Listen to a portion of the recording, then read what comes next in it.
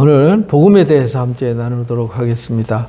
복음이란 좋은 소식을 말하는 거죠. Good news, 가스펠이라고 또 영어에서 그렇게 말하죠. 근데 이 복음은 기독교 용어 중에서 가장 또 많이 사용되는 용어이기도 하고 가장 중요한 용어이기도 해요. 우리가 복음을 바로 알고 그래서 복음을 우리가 전하고 나누는 사람이 되어야 되는 것이죠. 헬라 말로는 이 복음을 유앙겔리온이라고 그랬어요. 유앙겔리온은 전쟁에 나가서 싸워가지고 이겼어요. 그 기쁜 소식을 가지고 오잖아요. 야, 이겼다 해가지고 전령사들이 와서 외치는 그 기쁜 소식을 유앙겔리온이라고 말합니다. 그리고 왕이 와요. 왕이 오는 게 그 왕 자체가 오는 것이 기쁨이잖아요. 그래서 왕이 전해주는 소식 또는 왕이 온다는 소식, 이게 곧 뭐냐면 유앙겔리온이에요. 그래서 하나님께서 우리에게 복음을 허락하셨고 복음을 주셨는데 그 복음이 곧 뭐냐면 우리에게 가장 기쁜, 가장 행복한 소식을 전해주는 거예요. 그게 복음이에요. 그럼 뭐가 우리에게 하나님께서 주시는 가장 큰 선물일까? 그거는 생명입니다. 생명. 근데 생명, 우리가 가지고 있는 이 생명은 유한하잖아요. 늙고 병들고 죽잖아요. 모든 사람들이 태어나는 순간 죽음을 결정해 놓고 살잖아요. 뭐 누구는 50년, 누구는 100년 이렇게 사는데 어쨌든 100년 안에 안팎으로 다 죽어요. 그런데 이 생명은 그래서 살았으나 죽었다. 성경은 그렇게 말해요. 근데 하나님께서 전해주는 가장 최상의 소식은 뭐냐면 죄와 죽음, 곧 사망의 문제를 내가 해결해주고 너희가 영원히 살게 해주겠다. 이게 이제 가장 기쁜 소식입니다. 그래서 우리가 성경을 통해서 듣는 복음은 히브리서 9장 27절에 그렇게 말해요. 한 번 죽는 것은 사람에게 정해진 거다. 안 죽는 사람 없죠. 다 죽습니다. 죽고 나면은요, 그거 나를 기억하게 하려고 제사하라고 다들 난리치는데요. 여러분들 6.25에서도 4대까지만 제사를 지내잖아요. 그리고 5대죠. 뭐 기억도 안 하죠. 저는 할아버지 얼굴 본 적도 없고요. 증조할아버지 얼굴 본 적도 없어요. 기억도 없어요. 기억도 못합니다. 본 적이 없으니까. 여러분도 죽으면요, 아무도 기억하지 않습니다. 살아있을 때 잠깐 기억하는 거지 한 세대 지나가면요, 아무도 기억하지 않습니다. 소멸되고. 근데 그걸로 끝나냐? 아니에요. 그 후에 심판이 있어요. 그래서 하나님께서 사람이 죄의 종으로 살아가고 있다는 사실을 알게 하고 사망의 종로로 탄다는 것을 알게 하고 그 후에 심판이 있다는 사실을 알게 하기 위해서 하나님이 오셨어요. 알게 한다는 말은 이미 우리가 그런 상태가 돼 있는 것을 알게 하는 거죠. 없는 것을 만들어서 너희는 이렇게 돼야 돼가 아니라 이미 너희는 죄 아래에 있어. 너는 이미 그래서 죽는 거야. 죽을 수밖에 없는 거야.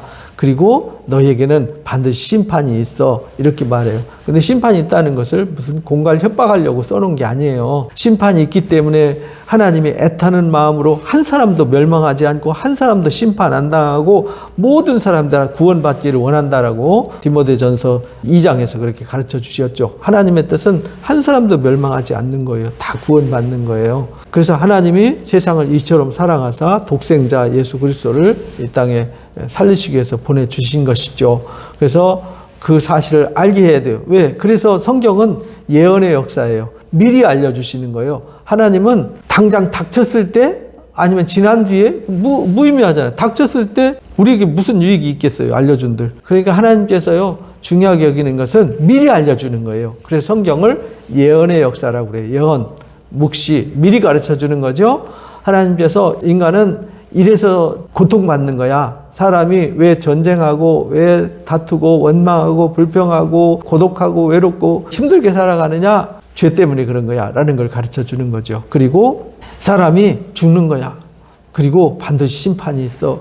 그래서 미리 예언을 가르쳐 줘요. 그래서 성경의 역사는 말씀하시고 그 말씀하신 것을 이루세요. 그래야 하나님 말씀은 오라. 그래서 예수님도 내가 십자가 지고 죽었다가 3일 만에 다시 살아날 거야. 그러니까 사람들이 안 믿잖아요. 제자들한테 그렇게 말해요. 요한복음 13장 14장에 19절 29절에 그렇게 가르쳐 주죠.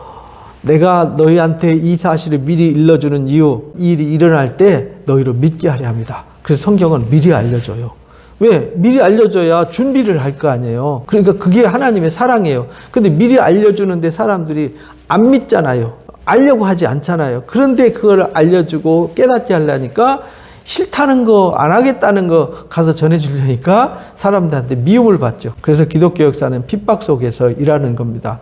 왜? 한 사람도 죽는 것을 원하지 않기 때문에. 그래서 히브리서 9장 27절에 이렇게 말씀하셨어요. 한 번 죽는 것은 사람에게 정해진 거다. 그 후에는 심판이 있다. 이와 같이 예수님도 많은 사람들의 죄를 담당하시려고 단번에 십자가에서 죽으신 거다. 그리고 구원에 이르기 위해서 죄와 상관없이 다시 나타나시는 거다. 이렇게 가르쳐 주셨어요.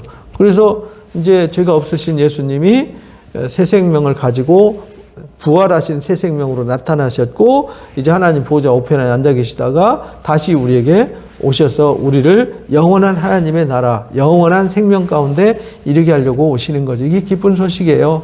그래서 로마서 5장 12절에 그렇게 가르쳐 주셨어요. 한 사람 때문에 죄가 세상에 들어왔고 그 죄로 말미암아서 사망이 들어온 거다. 이와 같이 모든 사람이 죄를 지었기 때문에 사망이 모든 사람에게 이르게 된 거다라는 것을 확실하게 가르쳐 주셨어요. 그래서 모든 사람들이 죄 아래 있기 때문에 어둠에 눈이 가려져 있어요. 그래서 하나님 말씀을 들어도 깨닫지를 못해요. 하나님을 볼 수도 없고 들을 수도 없고 알 수도 없고 깨닫지도 못하는 어둠에 속한 존재가 되었어요. 그래서 로마서 3장 23절에 모든 사람이 죄를 범했기 때문에 하나님의 영광에 이를 수 없게 된 거다.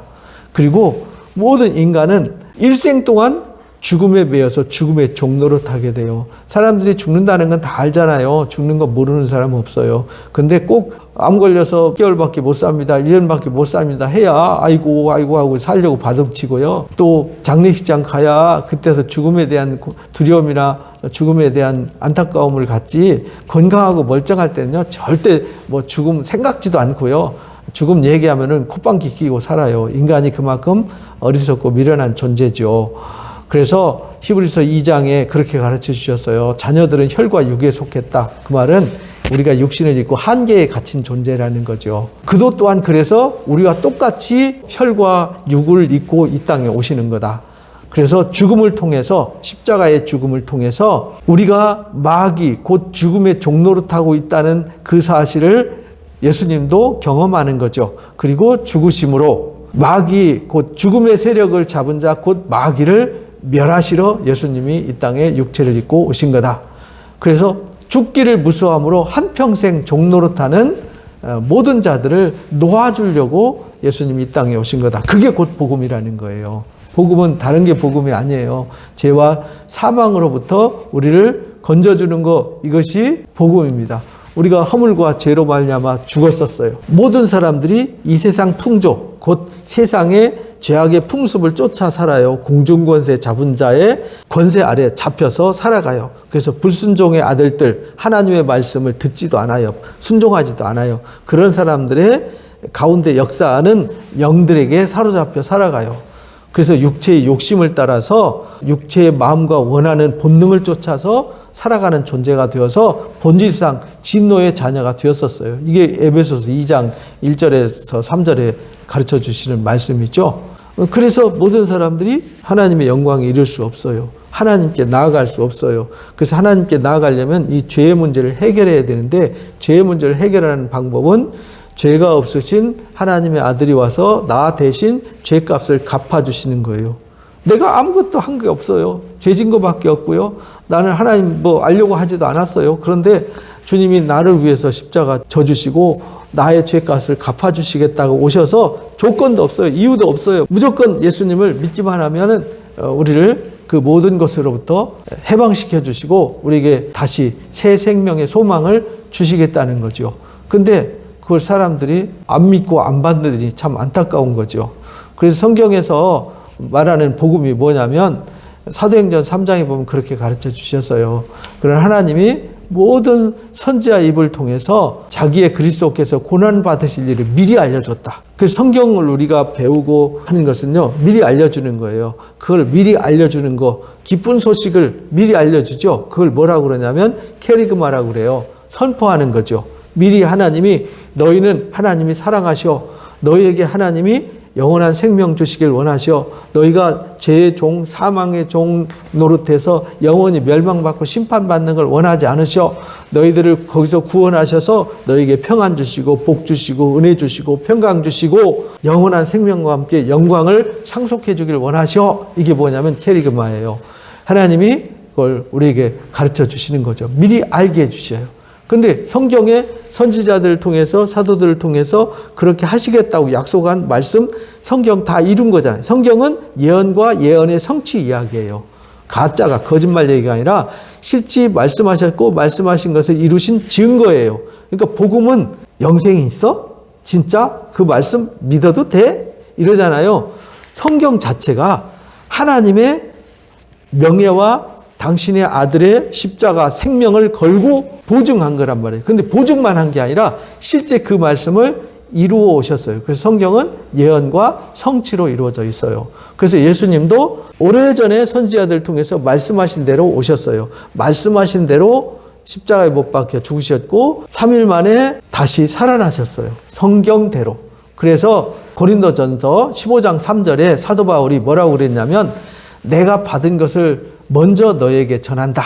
바울이 받은 복음을 전하는 거죠. 뭐라고 전하냐면 이는 성경대로 그리스도께서 우리 죄를 위해서 죽으시고 장사 지낸 바 되셨다가 성경대로 3일 만에 다시 살아나셔서 게바에게 보이시고 12 사도에게 보이시고 갈릴리 500여 형제에 보이시고 만삭되어 나지 못한 바울 자신에게도 보여줬다. 그래서 확실하게 증거가 있는 거죠. 성경은요, 확실한 증거가 있어요.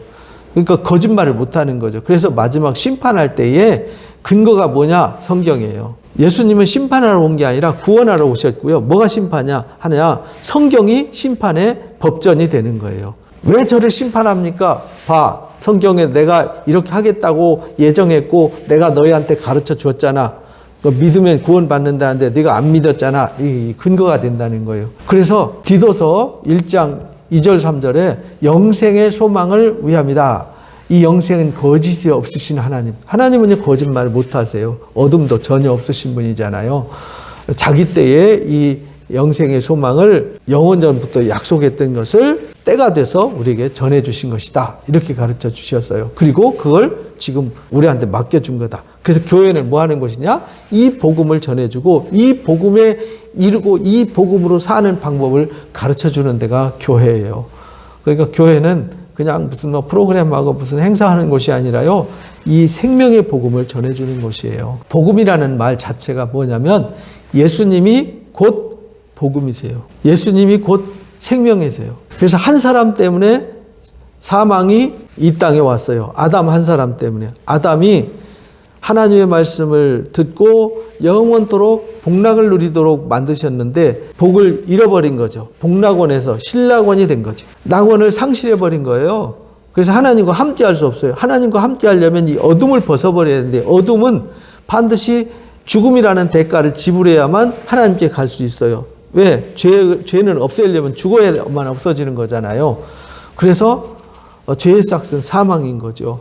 그러니까 죄의 삭으로 사망이 이르면 하나님 앞에 죽었는데 어떻게 가요? 그래서 대속이라는 말을 쓴 거예요. 양이 죄값을 대신 지불하고 이제 염소가 죄값을 대신 지불하듯이 죄가 없으신 예수님이 죄값을 지불했는데 양은 죄값을 지불하고 내가 죄 지면 또 죽고 또 죽어야 되는데 양은 죽고 안 살아나잖아요. 근데 어린 양 대신 예수님은 죽었다가 3일 만에 다시 살아나셔서 영원히 죽지 않으셨어요. 영생하시는 거죠. 하나님 보좌 옆에 앉아 계시다가 다시 우리를 위해서 오실 거란 말이죠. 그러니까 어린 양이 죽음으로 죄가 사해지듯이 예수님이 죽으심으로 모든 사람들의 죄를 씻어서 해결해 주셔서 하나님께 나아갈 수 있게 한 거죠. 그래서 우리가 예수 그리스도가 곧 하나님의 영광에 이르는 방법이요, 예수님이 곧 길이요 진리요 생명이 되는 거예요. 그래서 예수 그리스도가 곧 복음이에요. 예수 그리스도가 복음이라는 말은 예수님의 십자가와 부활이 복음이라는 뜻이에요. 예수님의 복음. 예수님은 곧 뭐냐면 십자가와 부활. 십자가는 뭐냐면 죄를 해결해 주는 거예요. 그리고 부활은 죄가 없는 새 생명을 주신 거예요. 이것이 복음이에요. 그러니까 예수님을 믿으면 예수님처럼 된다는 거죠. 예수님이 죽은 것처럼 우리가 죄에 대해서 죽어요. 그리고 예수님처럼 다시 새 생명을 얻어요. 그리고 이 생명은 죄와 상관이 없어요. 사망과 상관이 없어요. 왜? 죄와 사망의 값은 지불했기 때문에. 그래서 이 생명은 영생이에요. 그래서 예수님이 잠자는 자들 중에 첫 열매가 되셨어요. 그래서 복음은 예수님이 가신 생명의 길을 따라가는 것, 이것이 복음의 길이고 복음이에요. 그 복음이 곧 키워드가 뭐냐? 부활이에요. 십자가와 부활. 십자가는 죄를 소멸시키는 거고요. 부활은 새 생명을 얻어서 영생하는 거예요. 십자가가 없고 부활이 없다면 기독교는 아무것도 아니에요. 그래서 고린도전서 15장에 바울이 부활이 없다면 기독교는 아무것도 아니다. 우리가 가장 불쌍한 자가 되는 거다. 부활이 어떻게 이루어지냐? 그 부활을 논증했어요. 읽어보시기 바랍니다. 그래서 우리가 복음을 믿으면 구원을 받아요. 그래서 사도행전 16장 31절에 주 예수를 믿으라. 그리하면 너와 내 집이 구원을 받을 것이다. 라고 가르쳐 주셨고요. 사도행전 4장 12절에서 다른 이로서는 구원받을 방법이 없어요. 천하에 구원받을 만한 사람을 보낸 적도 없고 세운 적도 없어요. 누구만 우리를 구원할 수 있냐? 예수 그리스도 외에는 구원자가 없어요. 이걸 단정지었어요. 그래서 요한복음 3장 14절부터 가르쳐 주신 말씀이 모세가 불뱀 물려서 죽어가는 사람들을 최고 빠르게 쉽게 고치는 방법이 뭐였냐면 불뱀 매달아 놓고 하나님이 보는 자는 살아 이렇게 말씀하셨어요. 근데 진짜 보는 자는 살았거든요. 그것처럼 십자가에 매달린 예수를 보고 믿기만 하면 돼. 그럼 모든 사람들이 죄가 사해지고 모든 사람들이 영생을 얻게 돼. 이렇게 가르쳐 주셨어요. 그러니까 너무 쉬운 거 아니에요? 그래서 요한복음 3장 14절 16절에 모세가 광야에서 뱀을 든 것 같이 인자도 십자가에 못 박혀야 된다. 이는 그를 믿는 자마다 영생을 얻게 하려고 그런 거다. 하나님이 세상을 이처럼 사랑하사 독생하신 예수님을 이 땅에 보내주신 이유는, 십자가에 내어주신 이유는 그를 믿는 자마다 멸망하지 않고 영생을 얻게 하려고 그런 것이다. 이렇게 가르쳐 주셨어요. 그래서 로마서 6장에 3절에서 9절에 그렇게 말해요. 예수를 믿는다는 말은 예수님과 함께 죽는 거다. 죄가 죽는 거예요. 그 예수님과 함께 다시 사는 거예요. 그러니까 예수 믿는 것은 죄와 사망의 옛사람을 장례 치르고 예수 안에서 새 생명을 얻어서 예수님처럼 부활의 영광에 이르게 되는 거예요. 이게 복음이에요. 그러니까 우리는 다시 죽지 않고 사망이 다시 우리를 주장하지 못하는 새 생명의 삶을 살게 하니까 이거보다 큰 기쁨이 어디 있어요. 사형 선고 받은 사람한테 그 생명을 선물해 주는 것보다 귀한 것이 어디 있어요. 암 걸려서 6개월밖에 못 삽니다 한 그 사람한테 그걸 치유해서 살 수 있는 길이 있다라고 하는 소식보다 더 기쁜 소식이 어디 있냐고요. 그러니까 우리 인생의 가장 최고 기쁜 소식은요, 우리가 죄와 사망으로부터 해방되어져서 자유와 기쁨과 즐거움과 사랑과 영광이 있는 곳에서 영원토록 생명을 누린다라는 것입니다. 그래서 우리가 예수를 믿으면 이제 그 안에서 썩지 않고 더럽지 않고 쇠하지 않게 하는 새 생명을 주셨어요. 어떻게? 예수 그리스도를 죽은 자 가운데서 부활하게 하심으로 말미암아 우리를 거듭나게 하셔서 영원한 산 소망을 갖게 하셨어요. 이것을 하늘에 간직해 두셨다가 말세를 당한 우리한테 주신 것이다.